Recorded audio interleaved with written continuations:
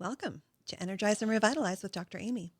I'm Dr. Amy Cooper-Smith, a doctor-prepared nurse practitioner, and this show is about empowering you to live a radiant, healthy, and balanced life. Today, we're going to talk about New Year's resolutions. As we step into a new year, a lot of people are thinking about fresh starts, setting goals, resetting routines, and for many, focusing on weight loss and metabolic health. A conversation about weight loss wouldn't be complete without talking about the very controversial GLP-1 medications. Medications like semaglutide and tirzepatide are everywhere, and for some people, they've been life-changing. For others, they've raised real concerns. You've heard success stories, strong opinions, warnings, hype, and sometimes a lot of shame, often all at once. So today, I want to slow the noise down. We're going to look at the good, the bad, and the ugly, without judgment, without shame, and with science and compassion leading the conversation. This episode is not about selling you on GLP-1s or scaring you away from them. It's about understanding them.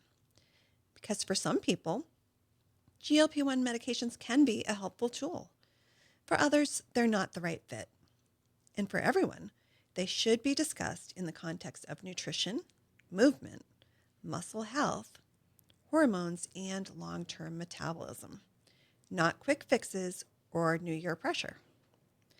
If weight loss is one of your goals this year, my hope is that this conversation gives you clarity, reduces stigma, and helps you make informed decisions rooted in health, not guilt. Let's start with the word obesity. What does it mean? Obesity is a complex disease defined as having excess body fat that poses a health risk, typically identified by a body mass index of 30 or higher. BMI is measured using a person's height and weight, but it doesn't actually account for muscle mass or water weight. Another definition is using a waist measurement. If our waist is more than 35 inches as a woman or more than 40 as a man, that can be considered obese. And finally, using a body composition scale, we can measure body fat percentage. If we have more than 30% for women or 25% for men, that can be considered obese. Obesity is a chronic progressive disease. And while lifestyle choices like diet and exercise can certainly contribute, other factors influence risk, like genetics, environment, and hormone status.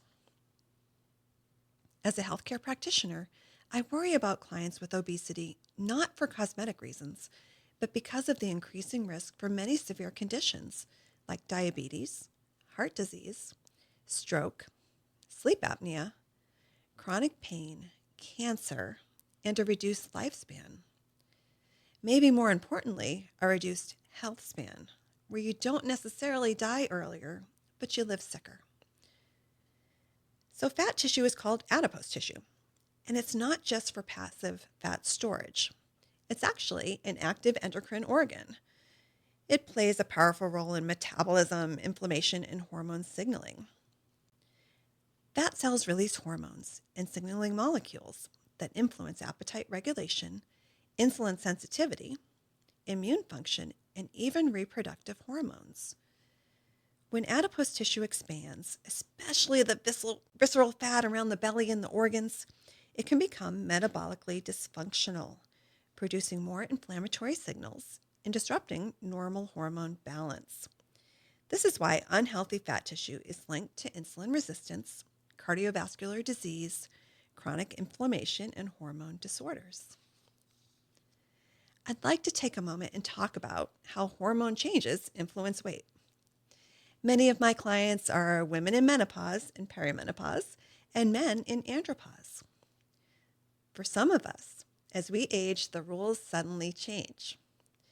Weight gain becomes easier, muscle loss accelerates, blood sugar levels are harder to control, and what used to work simply doesn't. I hear all the time, I haven't changed my diet, I haven't changed my exercise, but I'm gaining weight, especially around the middle. Here's why. During menopause and perimenopause, declining estrogen can lead to increased insulin resistance, more visceral fat storage, that's the storage around the belly, faster loss of lean muscle, changes in hunger and satiety signaling, and higher rates of depression and anxiety, which can increase our stress eating and our cravings. This creates a perfect storm where calories are stored more efficiently, energy drops, and dieting backfires. With aging, testosterone levels also decline in men and in women.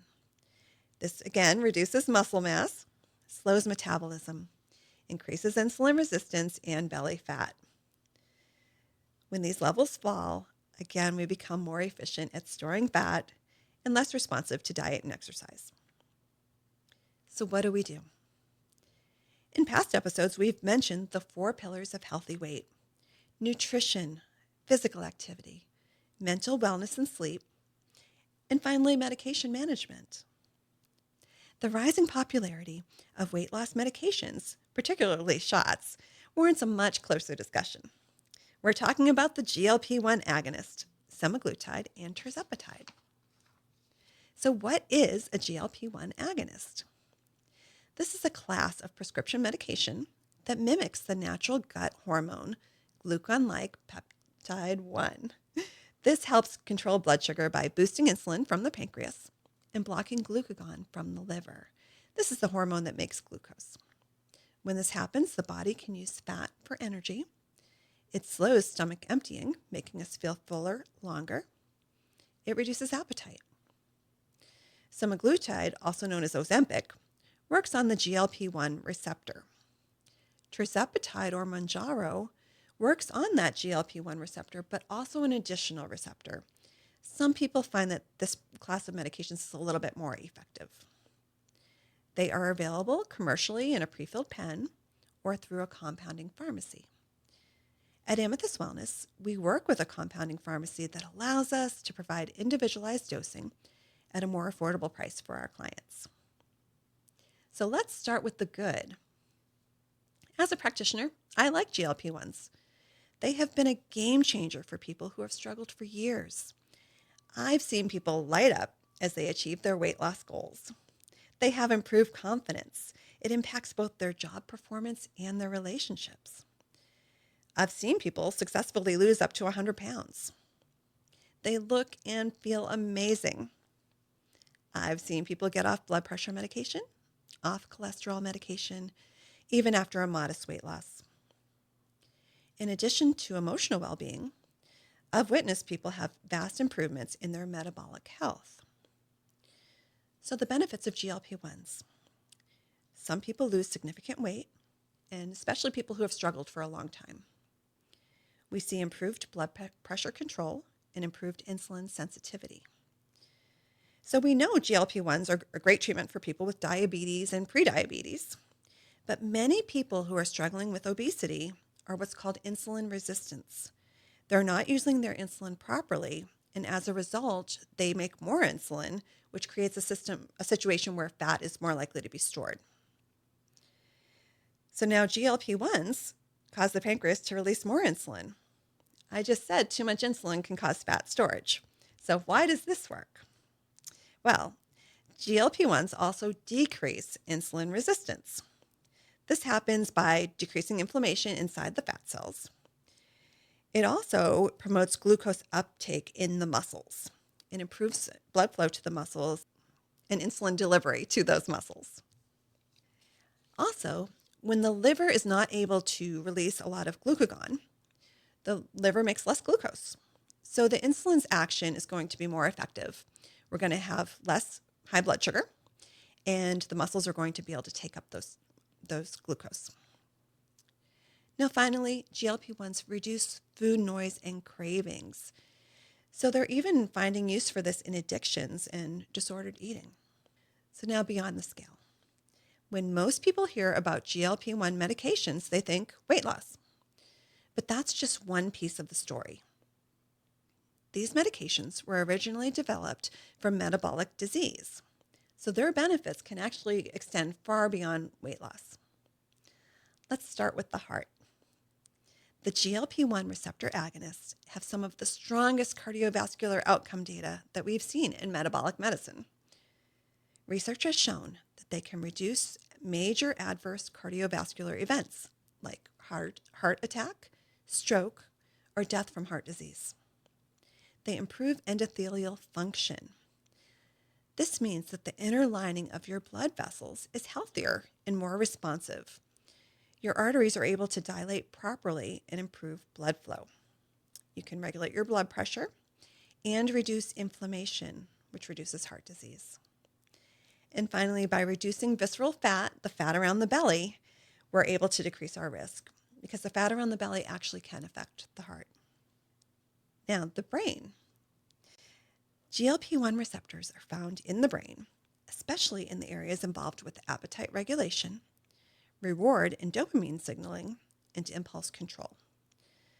So this is why we can get decreased food noise, decreased cravings, less emotional or compulsive eating, and improved focus around food choices. So basically a healthier relationship with food. There's also emerging research for neuroinflammation, meaning that we think GLP-1s are actually decreasing inflammation in the brain. It may help protect against Alzheimer's and Parkinson's disease. And again, it can be used in addictive behaviors. So this is an evolving area of research, but it's very promising and exciting. Now, inflammation. We've talked before about how inflammation is a major risk factor for many diseases. GLP-1 medications have been shown to reduce systemic inflammation everywhere. We've talked about the insulin sensitivity. It can lower markers associated with metabolic syndrome. And we talked about improving fat in the belly. Well, sometimes people who have, even not if they're overweight, some people can get an accumulation of fat in the liver. We're seeing this quite a bit in these days. It's called fatty liver disease. So GLP-1s actually can improve this and even reverse it. So it's not just about eating less. It's about improving how the body processes energy. Finally, we have the gut-brain metabolism connection. GLP-1 is a naturally occurring hormone produced in the gut. When we use GLP-1 agonists, we're working with the body's physiology, not overriding it. So we can slow gastric emptying, which makes food stay in the stomach longer, which helps keep us full. We can improve our post-meal blood sugar control. Again, it enhances satiety signals so we feel fuller longer, and it supports metabolic flexibility. The gut-brain communication is why these medications work differently from traditional appetite suppressants. So now let's talk about the bad. All medications can have side effects. These side effects can include nausea, vomiting, constipation, and reflux. I feel these can be controlled with certain modifications. When people come in our clinic and they do have these side effects, we adjust dose.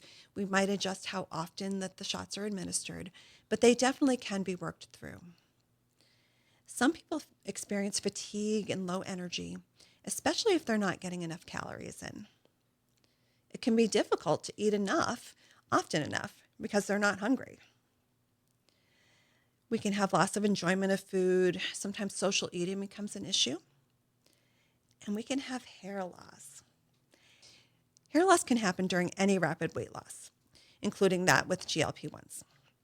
It's not the medication necessarily damaging the hair follicles. What we're usually seeing is a stress response called telogen effluvium, which is triggered by calorie restriction, protein deficiency, and rapid fat loss, and sometimes nutrient depletion. The good news is this type of hair shedding is usually temporary and reversible once nutrition and protein intake is reestablished. We're going to pause for a break from our sponsor. You're listening to Energize and Revitalize with Dr. Amy. Don't go anywhere. We'll be right back. Welcome back to Energize and Revitalize with Dr. Amy. Before the break, we were talking about New Year's resolutions, weight loss goals, and the controversial GLP-1 medications. We talked about many of the benefits of the GLP-1s, and then we talked about some of the side effects. My biggest concern, and most people who aren't advocates of GLP-1s, the biggest concern is muscle loss.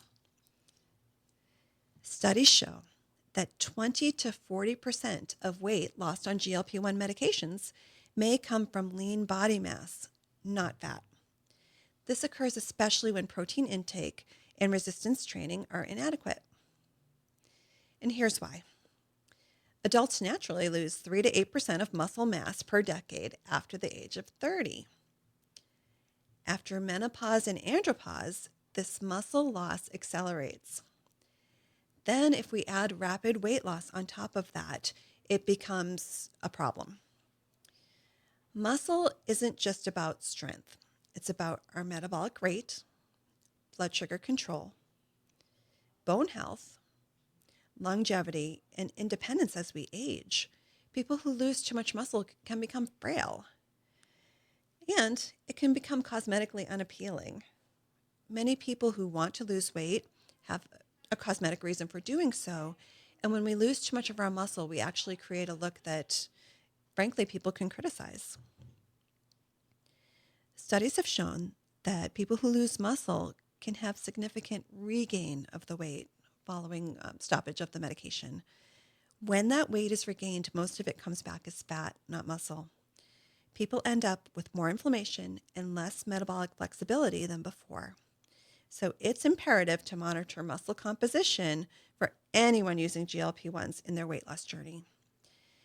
People can get caught up in the number on the scale, but body composition is so much more important. I want to touch on thyroid cancer and GLP-1 medications.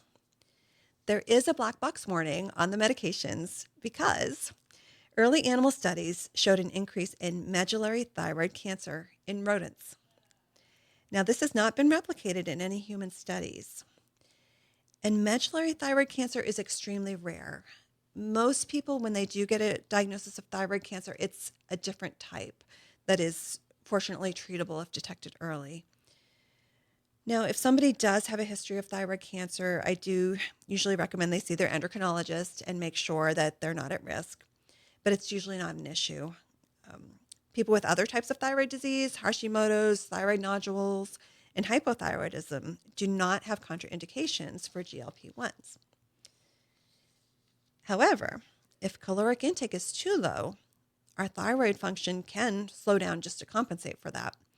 And signs of this can be fatigue and feeling cold. So we don't want that.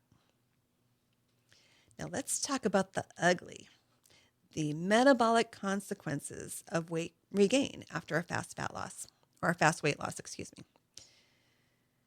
When weight is lost with a significant amount of muscle loss, the weight is then regained as fat, which we mentioned before. Your basal metabolic rate will drop. Insulin resistance can worsen, and future weight loss becomes even harder. People end up more metabolically unhealthy than before they started on the journey. You may have heard of Ozempic face or loose skin. These are not necessarily side effects of the GLP-1 medications themselves, but the consequence of rapid weight loss, especially in areas where fat provides structural support. So when fat is lost quickly, the skin and underlying tissues may not have time to adapt. This can often lead to facial volume loss and skin laxity that can affect comfort or appearance. So any modality that causes fast weight loss can have these undesired cosmetic consequences. So by slowing the rate of weight loss, prioritizing protein and strength training, and addressing skin and tissue health can help reduce these effects and support more balanced, healthy weight loss. Now, I told you earlier that I like GLP-1s for most people. So how do we increase the good and minimize the bad? A GLP-1 prescription needs to be managed or paired with adequate protein intake, resistance training, healthy carbohydrates, and sleep and stress management. So the GLP-1s are tools, not magic shots, and how we use them does matter. So nutrition, it is vitally important that we prioritize our protein and get adequate nutrition and adequate calories. So protein is the non-negotiable fact when we're doing these these treatment plans. We want to get 1.2 to 1.6 grams per kilogram of our ideal body weight. And that can be hard to do. We want to spread the protein evenly across our meals and prioritize easily digestible, high-quality sources of protein. Healthy carbs are allowed and needed. Vegetables are our favorite source of carbohydrate, some fruits, and some legumes as well. Carbs are going to support our training performance, our thyroid function, mood and sleep, and hormone balance. This can get confusing, so I like to keep it simple. We start with the 30-gram protein rule. Every meal, we want to get 30 grams of protein. This is going to preserve our lean muscle during weight loss. It will support our metabolism and blood sugar control. It will improve our satiety, so weight loss is more sustainable. So what does 30 grams of protein look like? 4 to 5 ounces of chicken, turkey, or fish, 2 whole eggs plus 1 cup of egg whites. Now, if you've ever done this, that's going to be a lot of food on your plate. 1 cup of cottage cheese or Greek yogurt. We can do high-quality protein shakes. Now, we want to make sure this is sourced from a good quality protein and there isn't a lot of added sugar to it. So reading your label is really important. We can also do 4 ounces of lean beef or a bison. We want to get fiber, mostly from vegetables. Fiber is really important to support your gut health. It's going to decrease constipation. Constipation is one of our side effects that some people struggle with. So by getting a lot of fiber and water, we can help decrease that side effect. Fiber helps with regular digestion, blood sugar stability, and it can decrease inflammation. So we want to get 2 to 3 cups of a non-starchy vegetable with each meal. These are our leafy greens, cruciferous vegetables, peppers, zucchini, and mushrooms. Vegetables are going to feed your microbiome and help your metabolism. Now, we also want you to have some carbs. Because of the way the GLP-1s work, having a little bit of healthy carb can actually make them work better. This is going to be really important, again, for your thyroid function, for your exercise performance, even for your muscles, and of course, your hormone balance. So I really like sweet potatoes, squash for our complex carbohydrates. We can have a little bit of fruit, usually 1 to 2 servings a day. Fruit can be a natural source of sugar, but it's also loaded with nutrients, so a small amount is okay. Some people can handle a small amount of rice or quinoa. I like to keep the portions to about a half a cup or less. And because everyone is different, really monitor your response to things like that. We can have some legumes. They're a very healthy source of protein, carbs, and fiber. Now, some people do better on a lower carb plan. Others need more carbs to feel and function well. And the key is about personalization, not extremes. I do find the more research that comes about with older people, we can't do extreme low carb anymore like we could when we were younger. So that's why most people need a little bit of these healthy carbs. Now, exercise. If you take away nothing else from this episode, take away this. GLP-1s without resistance training equals muscle loss, equals weight regain, equals worsening metabolic situation. So resistance training is vital to health. At minimum, we need 2 to 3 days a week of strength training. We want to focus on our larger muscle groups. We want to do some low to moderate intensity movement every day. It's not optional. It's absolutely protective. So when it comes to weight loss, especially during midlife and using these GLP-1 medications, exercise isn't just about burning calories. It's about protecting muscle, supporting hormones, and keeping metabolism working just for you.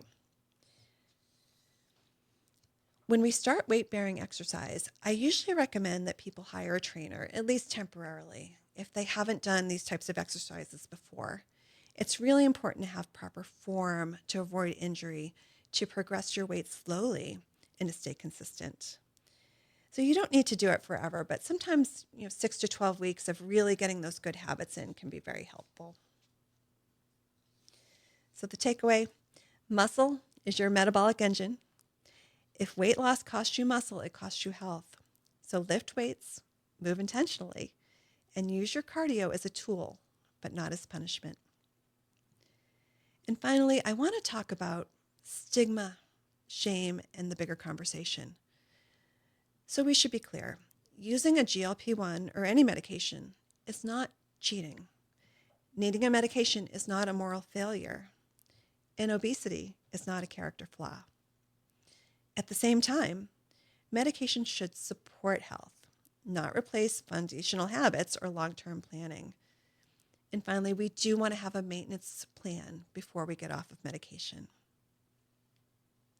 If this episode helped you see GLP-1s with more clarity and less judgment, please share it with someone who needs that perspective. Because the goal isn't just weight loss, it's about strength, resilience, and vitality for decades to come.